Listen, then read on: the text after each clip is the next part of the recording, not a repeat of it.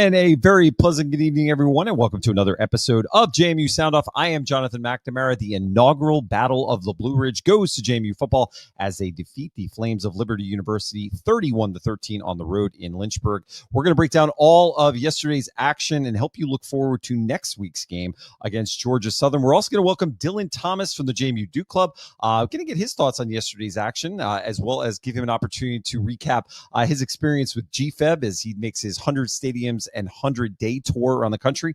And we're also going to look at Friday night flights. So if you're somebody who needs your tickets now is the time to make sure you have them in advance of all the festivities on Friday. But before we get to any of that, we want to thank our sponsors, starting with Skyline Financial Partners. Remember that you can empower your family for lasting financial success. You can learn more at skylinefinancialpartners.com. Champions Drive Bourbon.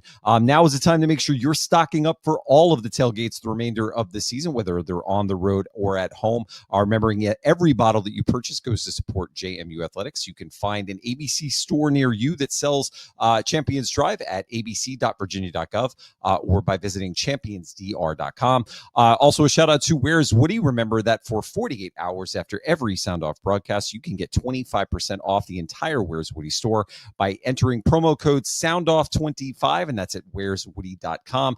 Also, a shout out to Purple Nation, now with a store in Midlothian. You can find them in the west end of Richmond, as well as Northern Virginia and coastal Virginia. So if you're somebody who's doing a little bit of early Christmas shopping, Purple Nation is the perfect place to go. You can also stop up for all your tailgating needs. Thank you to Shoker Enterprises, the Dead Meat Society. You can join the movement for grilling enthusiasts at deadmeatsociety.com. And then our friends at Outdoor Kitchen Creations, you can take your backyard to the next level by visiting backyardtrends.com. And then finally, be sure to stop by Valley Road Vineyards, the official Virginia farm winery of JMU Sound Off. The next time you're in Afton, Virginia, it's right off of I-64 between Harrisonburg and Richmond. Tell them you heard about Valley Road on Sound Off, and you'll receive 50% off your wine flight. So thanks again to all our sponsors. And with that, we're going to bring in Afton Satamond and Michael Evangelista to the show. Taylor's got the afternoon off. He's got a busy Sunday. And guys, what a day. What a win. We have a quarterback. We have an identity. Michael, your first thoughts on what's a big win for the Dukes. 21 in a row now over programs in the state of Virginia. Pretty special. I think you hit it on the head, right? We've got a quarterback. We have an offensive identity. It's always satisfying to go 1-0 and beat a team pretty sound, right? I think it took a little bit while. We had a little bit of a sleepy start, but honestly, what I'm really excited about is I get to cleanse my timeline of all Liberty back and forth and getting like blind shots of tweets and whatnot. I'm excited for all of that to go away for next year. Goodness. Afton, good seeing you yesterday. The whole Satamond family, the whole crew rolled deep. It was great. It was a great time. Love the new rivalry. I'm just proud of how poised we were, staying the course all four quarters. There's a chance, if you flashbacks to last year, there's a chance that at halftime, team might be a little antsy, away game, not going our way, but we stayed poised, kept to our playbook, kept to our game plan, run the football, and I'm just proud of the guys. I'm just going to say, and I would say a lot of good things when we break down the game. I've never been happier to be inside an air conditioning house than I am right now, because it was hot in this section. That's my takeaway. It was really hot. Happy to not be hot anymore. Big win for JMU. My shout outs to JMU Nation, as always, rolling deep on the road. There's just something special about bringing hundreds of JMU fans to an away venue, as well as the Marching Royal Dukes, who were great yesterday. Really great turnout. The Duke Club did an awesome job, and that's the perfect segue in this business to introducing our first guest. So Michael and Afton, we're going to bring you back in a minute, but we're going to bring on Dillon Thomas to the show.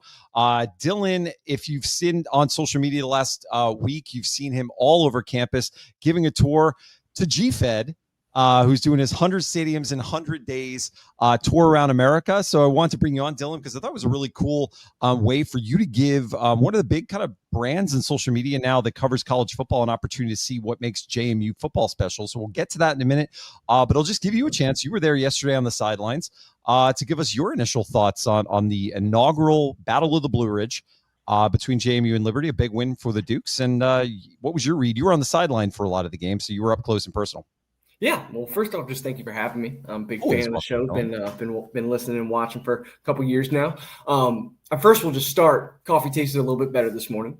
It was nice. It was like you said, a hot day. I wrote down right when you said it, identity. I think that was the biggest thing. In the first half, I don't think we played bad. I think there were some mistakes that we made, and I think that we got aggressive as the day went on. But man, did we run the football. I mean, Io, didn't get much opportunity in the first couple games. As we know, we have that room is pretty deep.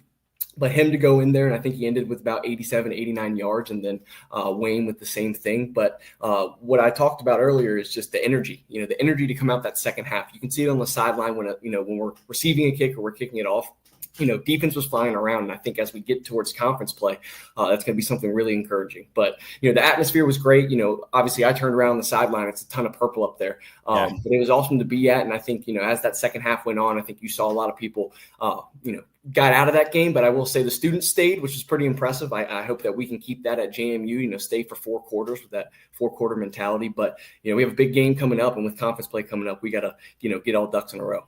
All right. So before we get to the big game coming up and what's coming up this week and why we're having you on to help give fans who are going to Georgia Southern an opportunity to learn about an entertainment option for their Friday night, talk about the experience with GFED. How did that come to be? I know he kind of pops into different campuses, sometimes stays longer than he's asked to at some of these stadiums, which is pretty fun if you don't follow him online. I love seeing how he sees if he could stay in for a couple of hours after the venue's closed and stuff. So he's done some great content. But how did it come to be that he contacted your office and talk about the tour and what that can mean for JMU football in terms of being able to once again find another outlet that connects with not only JMU fans, but the real broader college football universe that gets to see what makes Harrisonburg so special.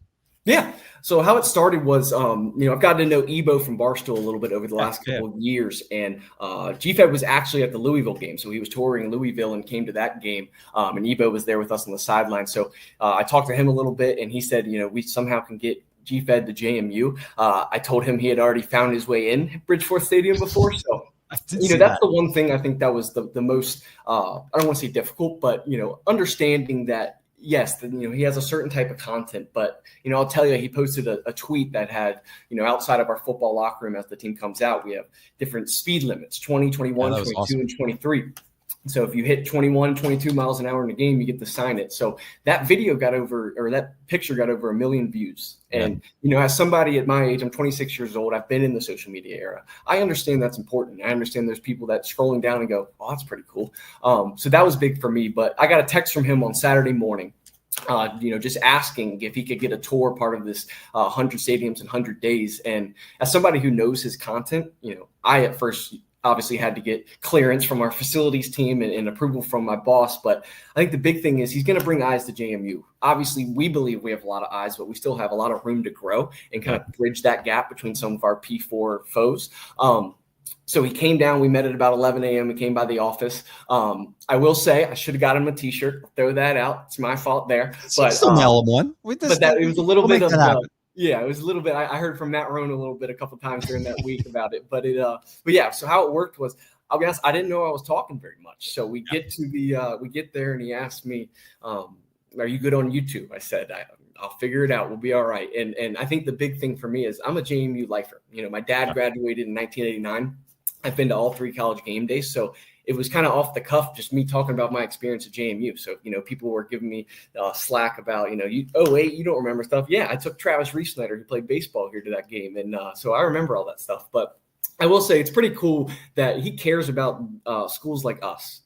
He goes on Saturdays to a lot of P4 schools and experiences, what they have to offer. But the fact that he is looking, he was at Army yesterday. He hit 6 FCS stadiums in New York the day after he comes to Harrisonburg. He drove down the morning from Huntington at Marshall. So the fact that he is looking at schools like us and really wanting to spotlight it, we saw Coach Chesney in the football offices. He kind of gave us a look, and he told him, I'm just trying to spotlight your program. And I think that's really important. His content can get controversial in certain ways, but if you look at the big scope of things, he's trying to put spotlight on your school, and that's what we saw. So as the Duke Club, if we can help in any way to get eyes in the school, obviously we want him to support, everybody to support.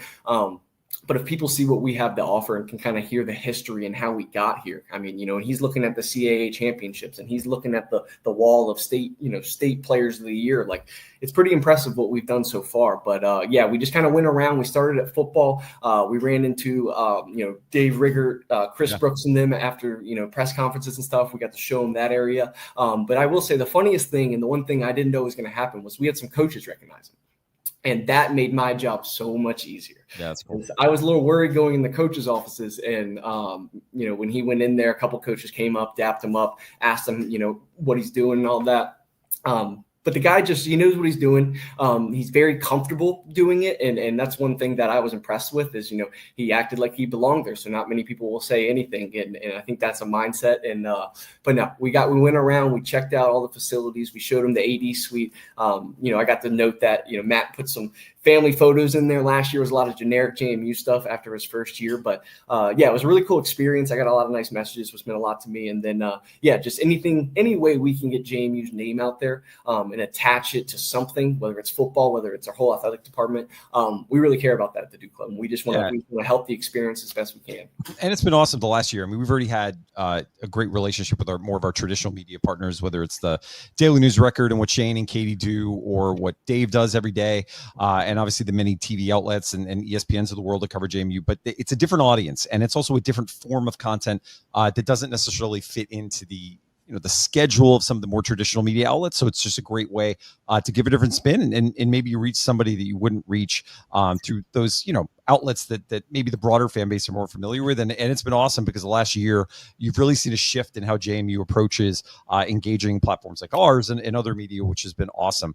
But Dillon, wanted to give you a chance because we know this is a really big week for JMU with it being Parents Weekend. We have a number of parents who will come to JMU for the first time, maybe experience their first ever JMU football game. And we've got a number of events throughout the week to help parents feel like they're at home. And one of them is on Friday night, give parents or just people who are coming into the Harrisonburg area who haven't heard about some of the events that are on the table. What's one that they can get in coordination with the Duke Club? That's a Friday night flights event, an awesome event that we've had, I believe, for 10 years going now. Is that correct?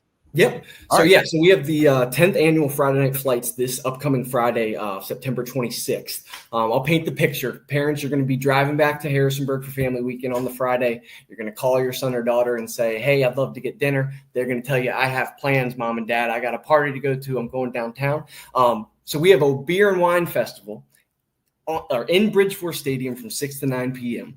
It ranges from $30 to $80, depending on what type of experience you want. We'll have some student athletes there. We'll have some coaches there. And like I said, it's over 15 vendors from, in the Valley kind of wineries and breweries. But it's really cool. We obviously have some music going on. We have a ton of people there. But it's the 10th annual. So we really want to make this big. And it's an opportunity for people to, meet people, meet freshman parents, meet people that you see on Saturdays and be able to experience that. But for us, it's our biggest event of the year. Like I said, there's not many times you get to go on the field at Bridgeforth and, drink some wine, drink some beer and meet some people. So I'm excited about it. Mia Garrett will be kind of putting everything together for that. So if you go to it, make sure to tell her how much you enjoy it. But I'm really excited for it. And I hope people, come out and see us. And correct me if I'm wrong, this is an event, I believe, that is rain or shine. So if there are thunderstorms or anything that happens on Friday, there is an indoor venue as well. So this is something where if you're planning, you're like, hey, I want to go to this, but I want to make sure I have something to do. If it rains, you're still covered, right? Yes, we haven't confirmed where that inside venue would be. A couple years ago, we had it in the AUBC. Last year, we had to do it in Godwin due to rain. So it is, yes, rain or shine. We're gonna have everybody there. It's gonna be great. So we just hope people come out and see us. All right. So I'm sold. Want to go to the event? How do I buy a ticket? So you can either go to jmudukeclub.com. Under events, you'll see Friday Night Flights right there. Or if you just follow us on Instagram, we'll have all the links right there for you. It's pretty simple. If you have my number, a lot of people do, just reach out to me and I'll get everything to you. Killer. And we will put out the links on our social channels as well. So if you're somebody watching this and you're looking for the link, you can't find it, check out JMU Sound Off on all the social platforms. We'll post a link to it as well.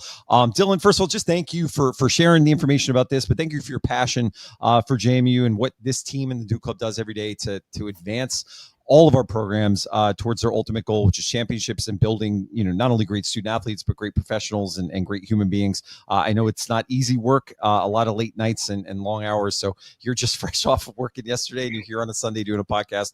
Just know that it's appreciated and it's noticed. And we look forward to seeing you not only in Friday Night Flights, but at the game on Saturday.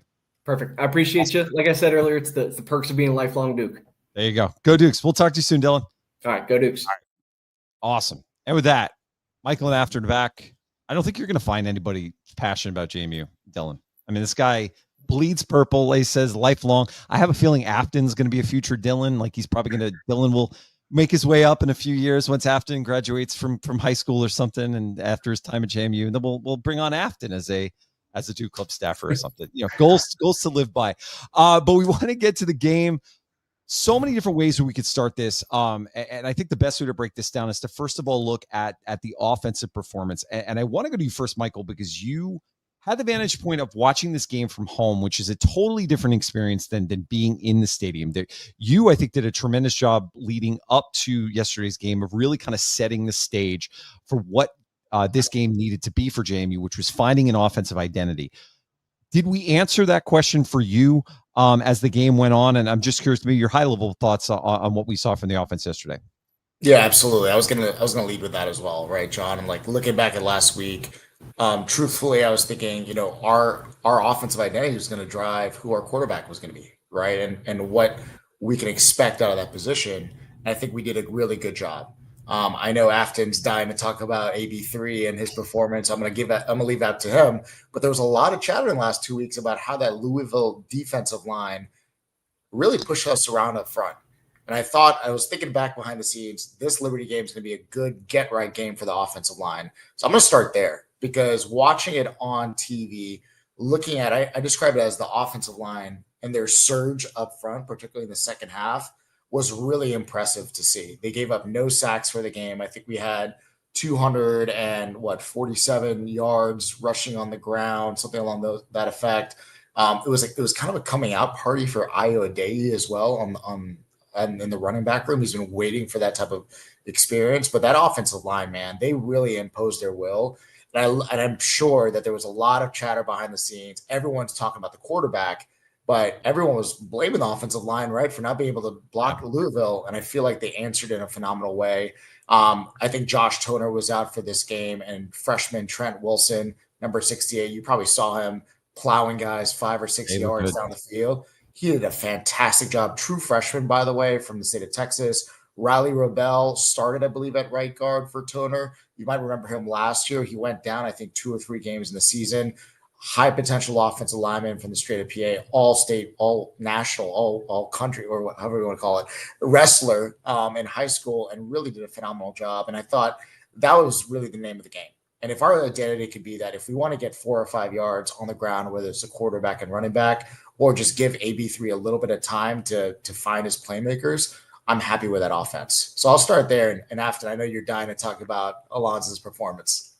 Yeah, so Afton, to set the stage for AB3, though, so again, this was an open-ended debate all week long. In all of Bob Chesney's public comments, as well as Dean Kennedy's, there was at least a belief going into this game that we were going to see that 2 quarterback rotation happen. And I think for me, which I hope sets you up perfectly for your comments about AB3, it was not a perfect first half performance for the offense. There were some, probably anxiety rising in all of us in the stadium. Maybe it was the heat exhaustion or something as well that added to it, but there was positive signs in the first half with the movement of the offense. We were getting drives. We did get the field goal early on. We had some penalties. We do throw a pick, but they stuck with Alonzo at a time when I think some of us who were chatting back and forth said this might be the moment that I think there were a lot of us, John, that were. Yeah, I was trying to be kind. I was trying not to put all of us on blast, but they stuck with them, and it paid off in a big way. And we got to see the growth and the confidence kind of really come back, and what I would say the swagger of AB3 in the second half. So sets the stage for you because this was a big day for him. 17 to 25, 213 yards, added 45 yards on the ground, 2 touchdowns using his legs as well. A big day for Alonzo Barnett. Yeah, John, I think you hit the nail on the head. It was not a perfect first half at all. And I think a theme of Alonzo's career, his whole career at JMU, has been resilience. And this game yesterday, not just for AB3, but for this whole team, resilience was a key theme. And you look at the first half, it didn't go great. It reminded me a lot of the Charlotte game last year. Like you said, there was a lot of talks last year. Do you put Dillon Morris in? So he's not playing very well. Do you put Sluka in? Sluka had a solid game against Louisville last week, but we kept with Zoe. He came back in the second half, and we were fiery. And I looked at my dad in the second half. He said, the boys are having fun again. And you look at Alonzo, he's dancing after touchdowns. The whole team's having fun again, and we just let loose. So I think Zoe's resilience and the team's resilience showed a lot yesterday, especially with not an ideal first half. And you can look at the beginning of the game. We came out fiery. Good first drive, but we only got 3 points. And ever since the pick at the 1, we kind of lost our energy. But I think Alonzo and the whole offense did a great job, and Michael touched on it. Offensive line did wonders for this offense yesterday. Well, I'm going to give a free plug to the JMU football social media team. If you guys aren't doing a Dancing with the Stars social piece with Alonzo Barnett, because the man was having fun. He was doing a little bit of a cha-cha down there. He had some stuff that I don't even know about because I'm an old man now. But we joke about that, but it's so key to his game. When he is confident, when he's playing with swagger, you just see a different quarterback. And you really think when he's playing like that literally all things are possible. And the sky's the limit for where this kid can go. But my takeaway from yesterday is actually so much more than anything that happened off the field. It was what happened after the game with Alonzo. Is you can just hear in his post-game comments his growth as a leader, his recognition of the offensive line, going out of the way to highlight the big games of Iowa Dahey and what it meant for him and as a part of his rehab process last year, talking about what his wide receivers mean to him and what their individual success means to the team's ultimate goals, but also for those individual players' psyches. And that's what you want to hear from your quarterback, because that shows he understands the role that he plays in bringing people together. He also does a great job in his post-game interview with Riggert in mentioning Matthew Sluka and giving him props for his leadership and how committed he was to the team yesterday.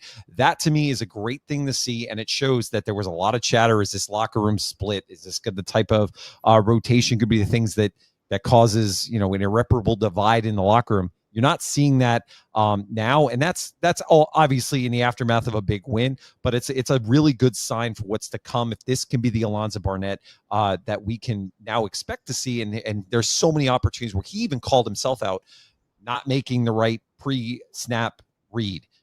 He called himself out. He took accountability for the interception. Those are great things, and that's going to resonate in the locker room, I think, in a big way, and what has a lot of us so excited about what comes next for this team. It wasn't just AB3. We've touched on the running backs who had a big game. I want to mention one player on offense who I thought had a monster game, and get your thoughts, Michael, is Lakota Dupree and what his emergence means for this team going forward. I was going to say, I think his 36-yard catch was probably the play of the game, because I think we were down 13-10. We weren't sure exactly where we were going. And to watch him catch sort of like a contested ball down the middle of the field and make 2 or 3, make a few guys miss, run some folks over, was more of like got our swagger back a little bit in a very lull time of the game. And I think he's a great player to watch. Remember him last year, was a defensive end at Charlotte, was recruited at Holy Cross to be a tight end. I think he was even committed there at one point before moving to Charlotte. But having to, change his body, having to recondition himself to play offense, I think he's going to be a sneaky weapon for us. And even if you watch, and this is sort of like football nerdism here, if you watch AB3's last touchdown, they motioned Dupree to the strong side, and he knocked the defensive end out of the way that created that lane for Alonzo to run for that touchdown. So I think passing game, blocking game, I think will be phenomenal. But I'm going to talk a little bit about like the overarching sort of like implication from this game. I think one of the things we've talked about in the offseason, which was a little bit shadowed because of the quarterback battle, is how is this wide receiver room going to gel? And this is not a video game. You might have athletes on paper and you can look at, the depth chart and be like, wow, we're really good. But it takes a while for teams to gain chemistry and timing. Yeah. And when you bring in a Jalen Sanchez from Villanova, Landon Ellis from Richmond, DeGeneiro from Richmond, Dupree right from Charlotte, and then you've got a Alonzo Barnett that's coming off an ACL injury, it's not going to happen overnight. And what I loved about this game is I know it felt tough in the beginning, but we were taking our shots down the field and trying to get our receivers to make a play. And we were beating them. If you look at a couple plays from DeGeneiro, there was that one play, If he jumped maybe a second later, it would have been spectacular. And they couldn't guard us down the field because they were too busy, stacking up against the run game. But it shows you just like you got to get the repetitions in. And then we had that big play with Jalen Sanchez in the corner. They ran that switch route to the outside, and it was beautiful. And you look at building that confidence. You have Jalen Sanchez, 3 receptions, 51 yards. Landon Ellis, 3 receptions, and that amazing touchdown.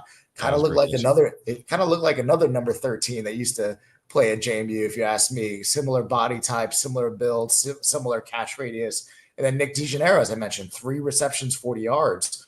Who are you going to guard, right? And you mentioned that touchdown. Unfortunately, AB3 kind of had his Russell Wilson moment there against the Patriots where we should have just ran the damn ball and then unfortunately threw a pick. He had Mikey Scott wide open on the mesh concept, right? Or he could have went. He called himself out. 100%. Which I love to see. Absolutely, but it's just again, right? Time and being able to have opportunity to increase chemistry week over week. Offensive line, wide receivers. I think it's all coming together. Yeah, and again, there's still room to grow with this offense. And now with some questions about is George Pettaway going to be out long term? Being able to see what Wayne Knight and I were able to do yesterday makes you feel that much more confident about this team's depth at that position. That was obviously a strength that we all talked about going in. Apton, I wanted to just ask you, though, is there any area that you look now with all the excitement that's right for us to have after a performance like yesterday? Is there an area that you're looking to see growth, though, still in this offense? Because, again, we want to be as balanced as we can. There were some areas where there were some challenges, but obviously we saw a lot to like. Anything that you saw that you're like, this is an area where I think we could grow in going into future games? Yeah, I would say I still think that the quarterback room is room to grow.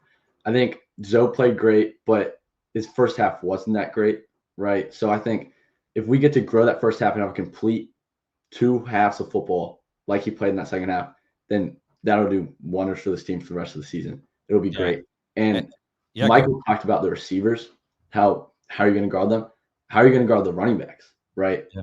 Wayne Knight, I know Michael loves Wayne Knight. He had a great game yesterday. He's had a great season so far. And Pettaway goes down. You hate to see a player go down, no matter who it is. Hopefully he's back for this upcoming week. But then Iowa Day comes in and has what you could call a breakout game for him. This is his best game that he's had with us in his career. So I think the depth in the running back room is just as good as the wide receiver room. It's just as dangerous. Well, Wayne Knight, I thought he was just a speed guy. I'm going to be honest. I thought he was going to be, maybe outside runs or some catches out of the backfield. I've been so just impressed with how hard he's run. He's a violent player, and you could just see the impact that has on the field and how his teammates have rallied around him as he's made his own name. He said his brother obviously took a different path to leave JMU, and he said now both of them are charting their own course. Michael, what did you see from Wayne yesterday, and what do you think his potential is as we continue to go throughout the course of this season? It's interesting how we played him, right? We had him, I think we handed him off the ball in the first quarter, and he kind of finished the game for us. And I kind of look at him as sort of like our Maurice Jones-Drew. If you guys remember him, played for the Jaguars, similar build, very, large legs, very hard to tackle one-on-one. And Wayne Knight's kind of that guy, right? 17 carries, 89 yards, 5 yards a pop, and he was able to finish the game out. And you could tell Liberty was gassed at the end. And it was really cool is how we used him. We ran him up the middle. We ran him a couple of toss plays. We hit him on a couple of sweep plays as well and threw it to him, as Afton has mentioned. And I think he was kind of under the radar. People were asking about Pettaway. People were asking about Jordan Fuller. Oh my gosh, like Fuller, he's the Patriots League all-time rusher, right, in that division. But Wayne Knight was the one that was low-key having a fantastic offseason and really elevating his game. So I think he's going to be a difference maker for us. And you'll see, I think the offense evolving. We saw that 2-back set a couple times. We saw that Pettaway throw where we were trying to get that streak route on a linebacker. Unfortunately, we didn't hit it, but that option was there. So you're seeing these bits and pieces that defensive coordinators now have to think about as they plan for JMU. Can I ask you one last question before we maybe start to transition towards defense? Are you seeing what you wanted to see from the formation diversity from JMU? We did see that kind of diamond formation or wing team look yesterday, which I really liked. I would have liked to have seen it maybe one more time at the goal line. And there was some grumbling where we went just to a straight I formation on the top. It worked, so I guess you can't complain, but so much. But there at least seems to be a little bit more creativity in terms of what we're putting out in terms of the formation schemes, and I've liked that so far. Well, you and I were texting, and I think I know exactly what you're talking about. We were taking the bubble screen, right? We had 4.5 yards of play, basically. 3x2, or it was 4x3 when we had one man more on the other side, and Lonzo just quickly got the ball out there to DeGeneiro, whoever. That's 4 or 5 yards. Yeah. And now And he's not going second. to take a sack. It's hard. He's not It's gonna almost take a sack. impossible to sack Exactly. quarterback then. Yeah. Yeah, take the plays in front of them. I mean, you want to call that an RPO, you want to call that a smoke screen, whatever you want. But like you got to take the yards in front of you, because Chesney talked about it after the game. We did not have any 4th and 2, got to have it situations, right? We had very little of those. We were ahead of the chains majority of the game. I think a lot of that was just like, trust your receivers, trust the people outside to make a play, make a block, and know that our guy's going to beat your guy. And I love that, right? Get your athletes in space. We have so many good athletes all across this offense that like we just got to get in the ball. And sometimes it's going to be a quick smoke screen. That's fine with me. That's 4 yards. You know what my buddy says, 4 times 3 is 12. That's first downs all day. Yeah. Well, and Bob mentioned that the post game that he was really happy with how we put ourselves in a much better position in this game by our performance on first down. And I think we do deserve to give Dean Kennedy some credit for the play calling helped in that regard. And then obviously the players executed, and that sets us up for success. You guys want to transition to defense, because I think it's a good time. I will say my last primer on the offensive side is this Georgia Southern's team. They have some strengths, and we'll talk about it later, but defense right now has not been one of them. So we're primed potentially for another breakout performance from this offense at home in front of what will be a sold out crowd. Man, the ticket prices on the secondary markets is an expensive game in Bridgeport Stadium, but we'll get to that in a minute. I want to start with defense though. Aiden Gabraya had himself a game. That's a breakout performance from him. Gets his first sack since high school. If you were listening to the post game, that's pretty special for that young man. I'll give you a chance, Afton, first to make your comments on what was a great day for the JMU defense. Not a perfect day. Trent Hendricks said in his post game interview that it's a performance that if you had been able to hear them on the sidelines, they were grumbling, not happy. They said it didn't meet their standards, but the defense kind of figured it out as the game went on and gave us a good performance to help us set up for the win. Yeah, so I would say if you compare it to last week or 2 weeks ago, coming off the bye week, it was an unbelievable defensive performance. So if you look at it from outside eye, didn't watch the JMU games, just a casual college football fan, I think you'd say this defense looks really good. But as a JMU fan who watched the Louisville game, the first half was not great defensively. But we cleaned it up, and I think the second half was incredible. I think the secondary was unbelievable, especially Elijah Culp. Has a big brace on his elbow, still almost has an interception, gets called back, incomplete. But I think they look great. Exactly, yeah, it was unbelievable. KJ Flo, I like him getting good playing time. I know it's hard because there's only one of the nickel position. He's behind DJ Barksdale, but he almost had a pick as well. I think you touched on Aiden Gabraya. The whole defensive line was, I think, the whole second half incredible. Most of the first half incredible. I would just like us to come out of every single game like we did against Louisville and be the aggressor.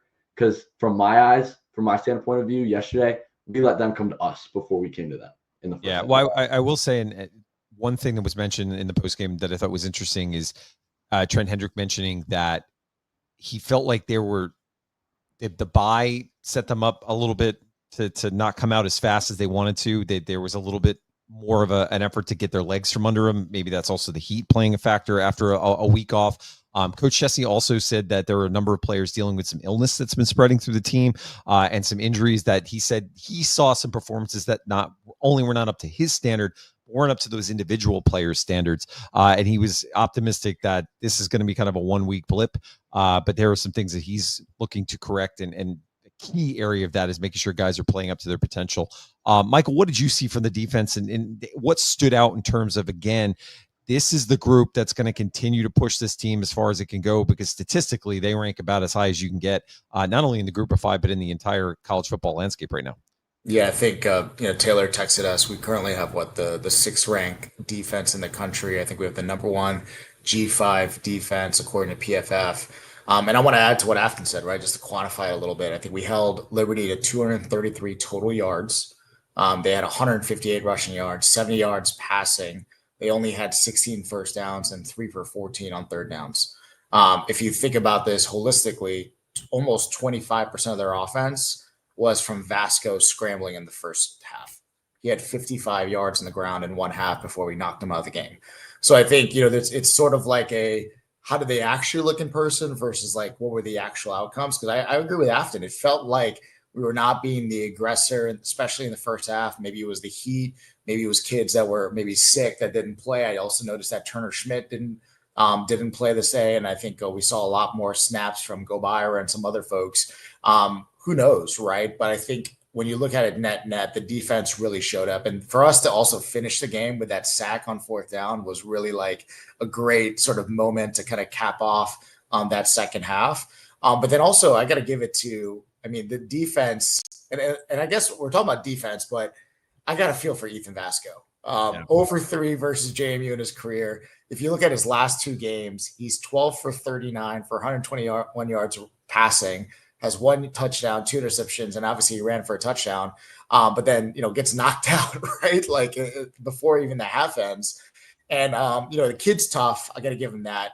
But I feel for him a little bit where you got to be smarter. Because when I saw him in the first quarter, he obviously had some shots at our guys and like was using his physicality. He's a big kid. But I remember thinking like, he's going to knock himself out of this damn game. Like, I know you run that triple option, but like, he was the reason why Liberty stayed in the game in the first half, right? He was a good athlete. We couldn't get him down. And I think Chesney talked about it. Our pass rush lanes were atrocious in the first half. And I don't know if that was either a function of guys getting happy or just maybe like not being gap sound or whatnot, but like we could not contain him for the hell of it. And if I'm if offensive coordinator, I would just run QB power every time or something along those lines. So that was tough. But at the end of the day, it was a really dominating effort. I think Afton said it. Elijah Culp, man, brings such a defense, especially like a physical presence on the back end. And also, we don't talk about it a lot, but Justin Eaglin has really solidified the second corner spot. You don't hear from him often because they don't want to throw to him, which is pretty phenomenal. Tyler Brown looked great. I thought the linebackers were okay. I thought Xavier Holmes had a coming out game. I think he led the defensive line with 5 tackles. And then Aiden Gobira, right, coming off the bench for 2 sacks. And if you look at them, he didn't win on the first move. It was his hustle, his ability to pursue the ball, and obviously our DBs holding up in coverage. But I think all in all, it was a good day. They're not done. There's a lot to improve, but I was happy with what I saw at the end of the day. Well, and I think when you have a game like this where you're not perfect and there's plenty of things to work on, I think even now more, this gives them this week an opportunity to get back to what they were doing against Louisville, because they're not going to have that layoff. That layoff to me is an underrated aspect of a game like this, especially when this is kind of the Super Bowl for Liberty. This is their opportunity to kind of halt what had been a bad losing streak for them and to give themselves a kind of a statement win in front of their crowd. So there is another side to this, and the way they performed yesterday is a factor I don't think you can overstate, because there are 2 teams out there, and Liberty played hard in that first half. That was not just us having some error. Yeah, for 2 weeks they kept hearing that, oh my gosh, JMU is going to run them over. We have guys that are not going to be in the game. We're going to lose by 3 scores. Like, of course, they're going to be excited. I'll give the defensive line a little bit of credit here. You can't just tee off like they did against Louisville against a triple option team. So there's a little bit of technique there, because if you tee off against Liberty, they're going to find a gap. They're going to find a way to, maybe option out or whatnot. You can't just tee off. So I'll give them that at the end of the day. But to your point, right, this was a motivated Liberty team. This is a Liberty team that's coming off 2 bad losses. And they were like, oh my gosh, this is our chance to right their ship. And I love that we were able to, stomp on their throats there at the end. I'll say for me, if there was an Afton, I think we both looked at each other in the stands when if there was a moment where my heart kind of sank was when Jacob Thomas went down. And if there's 2 players on this team that are really invaluable to where we want to go, it's Jacob Thomas and Trent Hedrick. He goes down with what appeared to potentially be a shot to the head. He was able to make his way back into the game. He had a monster game as well, and is so key to this team's not only makeup from an identity perspective, but his ability to quarterback that secondary. I think that's why we're seeing such success in helping these younger players, helping guys like Culp, integrate into this locker room. It's invaluable to what we're trying to do. What'd you see from him yesterday? Yeah, I saw same thing as Zoe, resilience. I was on the field when he took that big shot. He went to the medical tent, came right back out, immediately came right back out, came back on the field, had 5 tackles this game. Like you said, he's the quarterback of the secondary, and I totally agree. I completely think that he's the reason for the success of not just the safeties, but the corners too, because he's the teacher of everybody on this whole defense. Him and Trent Hendrick, they're the 2 captains on this team. They lead everything. They lead every drill. They lead every single thing for this team. I think that shows in these sort of games when he goes out and maybe Tyler Brown steps up. Curtis Harris-Lopez stepped up. He came in when Jacob Thomas went out. And then you also saw Ken Willis play a lot because Culp went out for a little bit. People didn't really realize that, but Culp went out in the third quarter. Ken Willis gave some really good minutes. So I think that's all a reflection on Jacob Thomas's leadership. And one other player that was mentioned in some of the post-game comments by Trent Hendrick was the play of Manny Bush and what he's able to do in kind of the middle of that defense. What'd you see from him, Michael, yesterday, and his continued growth as a player is just great to watch, just as a fan of football, but to also just see such an awesome person have the success that he's having at JMU. It's been really cool early on in the season. No, 100%. I think, for the stats that Go Byra got, Culp with his almost INT and some of the play on the linebackers, I think the MVP on the defense was Manny Bush. If you rewatch that game, and if you know anything about the triple option, it all starts with a dive. If they can run the ball up the A gap, they can do anything on you. And watching Bush, just literally like you watch him, and they couldn't move him. He'd have one hand on the center, and while he's running the ball, and the center's going sideways, or he'll take up 2 or 3 blocks, or just absolutely manhandle that A gap. He kind of reminded me of like any Pats fans out there, Vince Wilfork in the early 2000s, where he's just a stump right in the middle. And that just allows the Go Byras, the Sahir West, the Trent Hendricks, the Gannon Weathersbys to run around unblocked, and just watching him control the line of scrimmage he's not going to fill up the stat sheet. You'll probably never see it. He probably had 1 tackle for the game, but like his impact on the field. And then also his backup, Andrew Taddeo from Colgate, had really good sacks. And I'll be honest, he's all hustle player, right? I think he had his 1 showcase in the 3rd or 4th quarter. He had a great tackle for loss.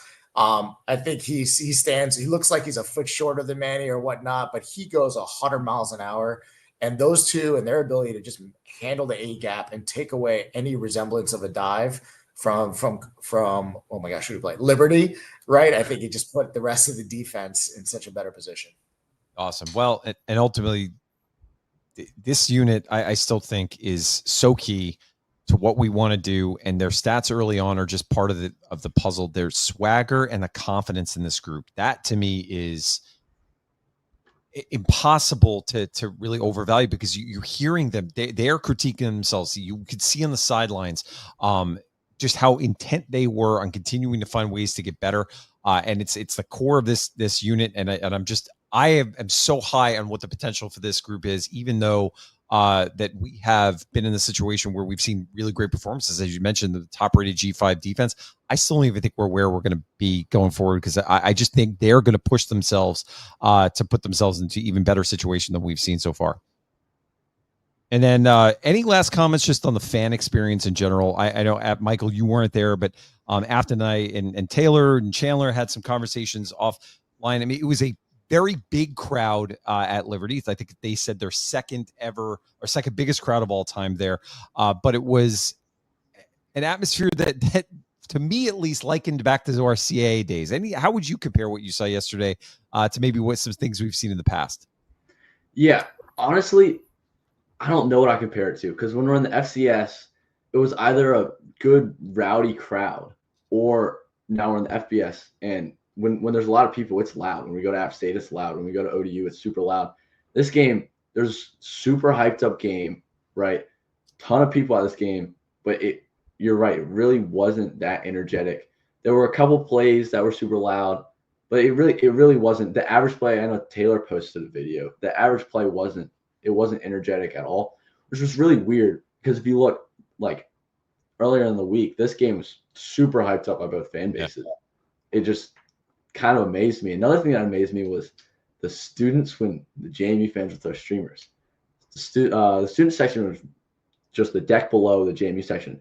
And when we throw streamers, they'd all turn around 180 and their jaws were wide open, mouths wide open. They had no idea what was happening. It's like they've never seen it before. It amazed me. I just did not know why or what was going on. It was just crazy.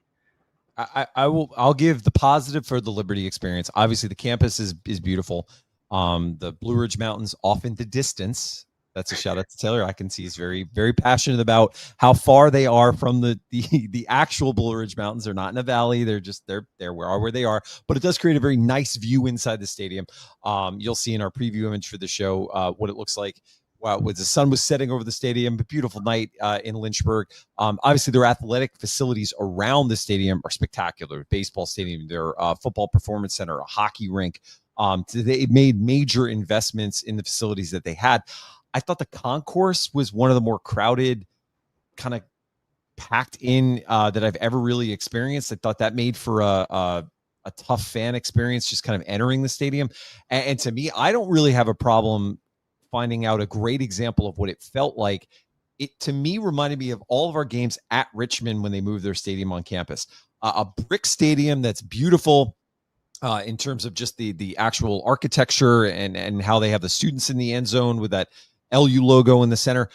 But it just kind of felt like they were there because they knew they had to be, but I didn't feel the passion. And that kind of, to me, is why you kind of probably saw some of those reactions when their fans are turning around. They're like, wow, these JMU fans are rabid. They're really into it. Some of that's we're road fans. If you're going to be on the road, you're a diehard.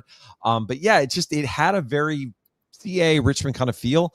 And I think that to turn it to JMU is why in these recruiting battles, when you go on a visit to Liberty, if you're a player, and I'm going to harken back to what we said last week and during the summer, the kids who have offers from JMU, most of them have Liberty offers. You heard that in Bob Chesney's comments last night, is that there were players on that side of the field that he knows very well because we've recruited them.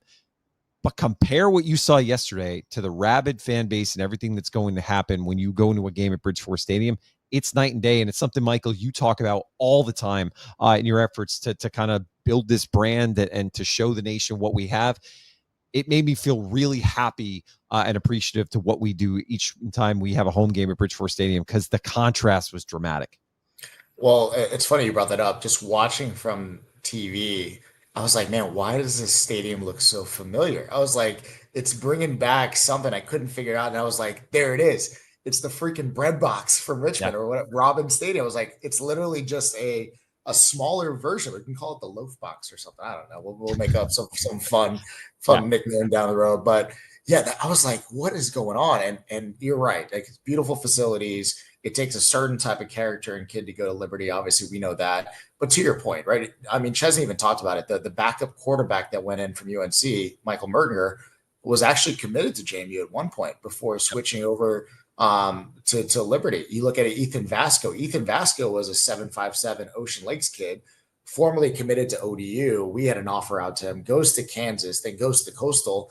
I'm sure we've talked to him every now and then. He's a big athletic kid, ends up going to Liberty. And I think that's what's going to fuel, or that's going to continue to fuel the next 15 years with this battle for the Blue Ridges.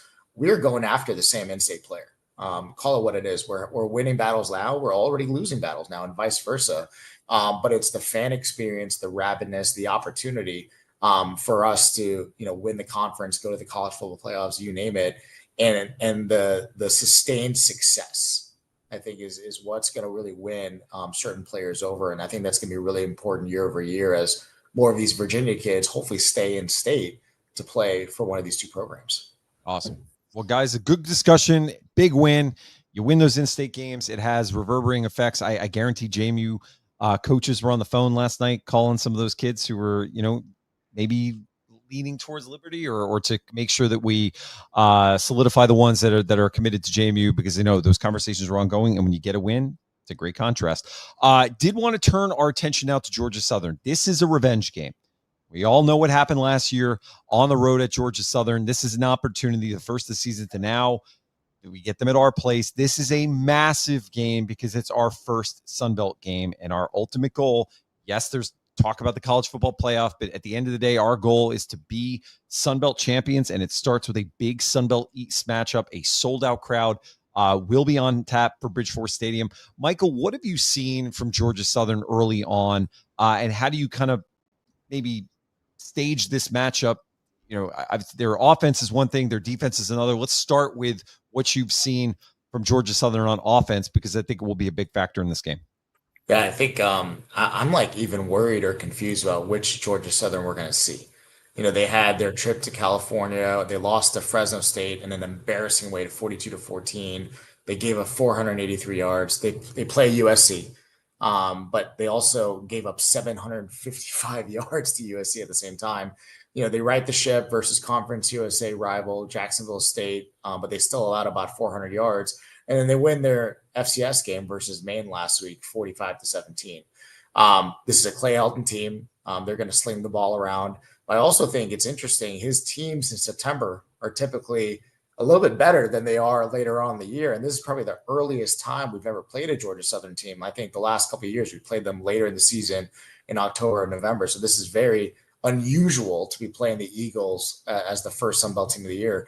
I will say this. I have not watched or rewatched last year's game. It looks relatively close on paper. I think we lost 28 to 14, but anyone who saw that game live knew that it was not even close. Yeah. And it was, I think we couldn't even snap the ball. There were penalties everywhere, and I'm not even going to rewatch it. And I think you said it right on the head, John. This is a look at us. What can we do? How can we redeem ourselves from last year's performance? And really hopefully take advantage of this, right? This Georgia Southern team has proven to be giving up a lot of yards through the air on the ground. They've only had 3.5 sacks on the year on defense. So when you look at the game plan going to Liberty and all the fans saying, run the damn ball, I'm looking back as, yes, like let the offensive line take control of this game, run the ball down their throats, and hit our athletes in space if we need to. That should be as easy, as simple of a game plan. We should be able to come out of this game with a win. And as long as we can pressure JC French, I think he's around 800 yards passing for the season. Honestly, it's probably a little bit inflated because they've been behind most of their games. Yeah. But if we could hit him in the backfield, I think this is our game to be had. Afton, what do you see when you look at this matchup? Yeah, I'm with Michael. I would never rewatch last year's game. The only reason we only lost by 14 is because of a DJ Barksdale pick six. It was ugly. It was an ugly game. Not rewatching it. But you look at their defense. They gave up 42 points to Fresno State, 59 points to USC, 34 points to Jacksonville State, and 17 points to Maine. So I'm with Michael. Just run the ball down their throat. That seems to be our identity as of now. So I don't see why not just run the ball down the throat. If we need to, like you said, get it in our playmakers' hands.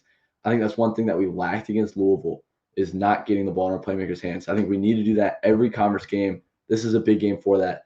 But then you also have to be careful because their offense can score. They've scored 41 points and 45 points in the last two games. So we do have to be careful. But I think our defense has been great, really good the past couple games. I think they're going to be great for the rest of the season. So, yeah, I think that's really it. Honestly, I just think we should stick to our identity and run the football. Yeah. And I think, too, is like this is a proud Georgia Southern program. If you look at how we started in FBS, I think in 2022, we lost that shootout in Statesboro. And then 2023 happened, and I think we blew them out. What was it, like 49-7? And it was even close. But I would say that was one of the most electric games at Bridgeforth anyone's ever been at. It was phenomenal. And obviously last year, right, we laid an egg. We're going to have this back and forth game. I think what's interesting for Georgia Southern, and if you're a Georgia Southern fan and you're listening to this, like reply in the comments, retweet below. I'd love to hear your thoughts because this is Clay Helton's, fourth or fifth year. I think there's a little bit of heat now in his position. What type of offense and team is he creating? I think there's some dissension across the fan base on like, is he the right coach for the job? They've been honestly a little bit average, right? For especially like how much money they're investing into Helton, and to see him, lose Fresno State 42-14, going back to USC where he coached for, I think, over a decade. He was booed, by the way, when they ran on the field, which I thought was interesting. And just get 755 yards. I don't care who you are. That is a lot of yards to give up. I think there's a little bit of rumblings in the Eagles administration around is he the right man for the job? They're going to be very motivated to take us down on Saturday. I know that for sure. I would love us this week to just get in a rhythm earlier. Alonzo Barnett finished the game 12-13. He touched on it in his post game. Getting in a rhythm was big for him, and he couldn't do that against Louisville. But I would love for him to get in a rhythm a little bit earlier. I think that would be a key to our success to put up the amount of points that USC and Fresno State did, and so did Jacksonville State against this Georgia Southern team. So it's great that we got Alonzo in a rhythm last game. It's great they finished 12-13, but it would be even better if you could start 12-13. If, you know what I mean. Awesome. My last thought in this game is I just want to see us continue to grow from what we saw this week. We saw the blueprint. As I said earlier in the show, it's there. This is an opportunity in front of what is going to be a great crowd. I've put to bed the whole notion of family weekend crowds being these kind of quiet, sleepy things because it's different now. That I felt like when we were students, Michael, definitely when I was a student, but and Taylor was a student, the whole idea of parents and JMU football was, you go to see the band, it's kind of sleepy and everything. Now these parents, some of them went to JMU and have kids now that have come through, and they've gone over the last 20 years plus of winning football, national championship level football, college game days. The parents that are going to these games now see us as a football school, and they're invested in the game. I can tell you just from people I work with who have kids at JMU now who have tried to get tickets, they're not just going to that because this is something to check off on the Saturday schedule before they go to the Pops concert at Wilson Hall or wherever they hold it now. They want to go to the football game because they know this is a big game and they understand the ramifications from it. So I think it's going to be a raucous crowd. I think it's going to be a very energetic crowd. The students are going to drive that as always. Maybe a little sleepier tailgate. Do we know if there's like a theme? Is this like a whiteout? Do we know anything like that? I don't. That's a good question. There's not a theme. Right? I don't think so. Yeah, I think it's just a parents' weekend. It's recognizing parents and saying thank you to mom and dad for all they do, and then the target runs and everything to come with that. But it's going to be a great atmosphere, a great crowd, and I think this is going to be a motivated team because they're not going to have to be reminded, but they will hear it all week of what happened last week, and I think that bodes well for us in front of our crowd. We're a different team at home, we just are, and I think we're going to have a good weekend in Harrisonburg, but a big week of prep ahead. Before we transition to our Around the Horn kind of final thoughts, we're going to continue our Kids Pick segment, even though we don't have Taylor's kids or my kids available today. We're lucky because Afton still is legally, technically a kid. He's 16 years old, I believe. That counts as the definition. Afton, for everybody out there, what's your kid pick? Is there a game this week you're looking at and going, hey, you should pick this score because I'm a kid and I know what I'm thinking? Well, yeah. So for all you betting people out there, Arkansas, Notre Dame. Arkansas is not only going to cover their 6.5 at home, they're going to take care of business against number 22 in the country. It's going to happen. Mark it right now. This upset coming. Arkansas got caught sleeping up, I think, 20 against Memphis yesterday. That's not going to happen again. They're going to come out guns a-blazing against Notre Dame next Saturday. Watch it happen. Do you have a score prediction? I think they're going to win 45-35. Okay. Offensive game. Well, Afton, thank you for your kid pick. Although I have to say, as Michael reminds in the chat, he's not the youngest podcaster in the game anymore now. So you got some competition. That's true. That's true. I'll throw another one out there, Afton. What are your thoughts on ODU and Liberty next Saturday? That's a good question. I would say ODU by 20. So is Ethan Vasco going to be available for that game? That's the big question. I don't think so. I don't like. Yeah, you can tell from Clay Helton. I mean, not Clay Helton now. He's on my brain. Liberty's coach in Chadwell saying he needs to get ultrasounds. It did not feel optimistic. It didn't. Yeah, it wasn't a good situation. Yeah, but Liberty's their backups held. They held it. Yeah, they were service. Obviously, it limited them. I don't think their ability to pass is much of a threat with their two backups. But fortunately, we don't have to worry about Liberty until next year, so we can 365 days. Yep. I will look at the score next, but I can assure you that it will not be something I'm focusing on in really any meaningful way. Guys, kind of just briefly around the horn, any high-level thoughts for what you're hoping to see from this team going into this week's game to kind of wrap up the show? Michael, kind of I'll start with you. The theme of redemption obviously is going to be a big one. We'll discuss as we move through our content through week, and then we're in the conversation around the game when we get into the lots on Saturday. What are you looking to see? Yeah, I mean, obviously last year was such an embarrassing showing. I think that the team knew that, the coaches knew that. We'll move on from it. I just want to see the offense continue to grow and just be more refined. I think everyone's getting comfortable in the system, whether it's the offensive line. the receivers, getting comfortable running their routes, AB3 getting comfortable with the different speeds and the different opportunities and abilities that each receiver brings. I'm ready for an 85-yard Smoke Collins touchdown at one point because he's probably the fastest player on the team, right? Like, I'm just looking for us to come out refined with a plan, be able to execute. I want to get rid of some of these penalties. I think we had way too many holding penalties from players that shouldn't be caught in that position, in my opinion. Pushing and shoving too after the play led to some. I was surprised. I was like, we've got some 24-year-olds getting, getting very emotional in the game and getting caught for penalties. I'm like, we shouldn't have that from those players that have been there and done that. So being refined, growing the offense, and just really taking care of business up front. Awesome. Afton. Yeah, I'm looking for Isaiah Austin to have a big game on Saturday. I don't think he had a catch yesterday. He also had, like you're saying, he had the personal foul, right? The taunting or unsportsmanlike conduct after the play. I'm looking for him to have a big game. I think he's a big body receiver. He's a big threat, and I think Mikey Scott's going to have a big game too. Yeah, Michael touched on Smoke Collins, one of the fastest players on the team. Mikey Scott could break a big one too. Unlike he could break anything. Even like a little screen. I'd love to see him and Isaiah Austin and the whole receiving core. I think Ellis and DeGeneiro, Sanchez, they've been great, but I'd love to see Mikey Scott, Smoke Collins, and especially Isaiah Austin step it up this week. My thing, I'd like to see special teams. I want to see a special teams touchdown. I think this is the week we get it. I have a feeling, I've said it all year, that I think we're going to see a return in the big moment. If one of our guys gets a chance, I think maybe that's what we see this week is a big special teams play that we're talking about next Sunday when we do the show. I don't know. I have a gut feeling this is the week we see it.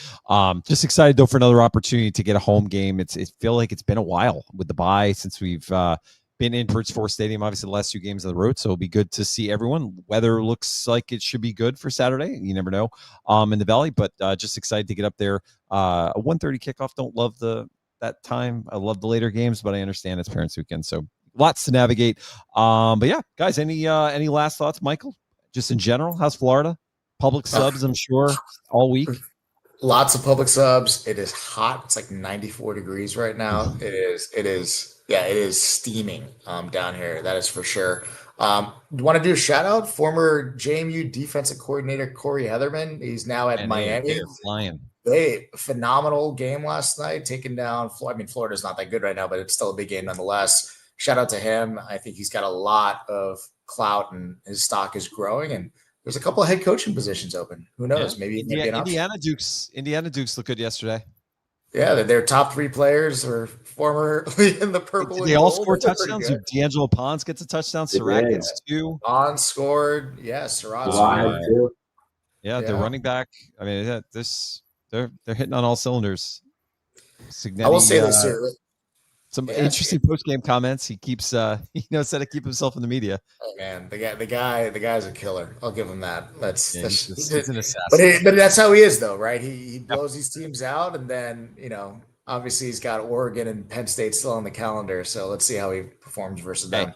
As long as for one more year we keep getting all the JMU mentions on these national broadcasts, I'll take it. So I'm going to root for that. Couldn't agree more. Afton, any final thoughts? Yeah, 2 of them. You guys just said it. Shout out JMU Midwest. D'Angelo Pons, block punt return for a touchdown. Shout out Elijah Surratt, 2 touchdowns. Shout out all the former Dukes. Yamir Knight had a touchdown yesterday. Yeah, Cam Ross too. And Cam Ross. Tyreek Tucker had 2 sacks. But also, shout out JMU Nation. Showed up yesterday way louder than all the Liberty fans that were in that stadium, even though we just had a little section. Shout out JMU Nation.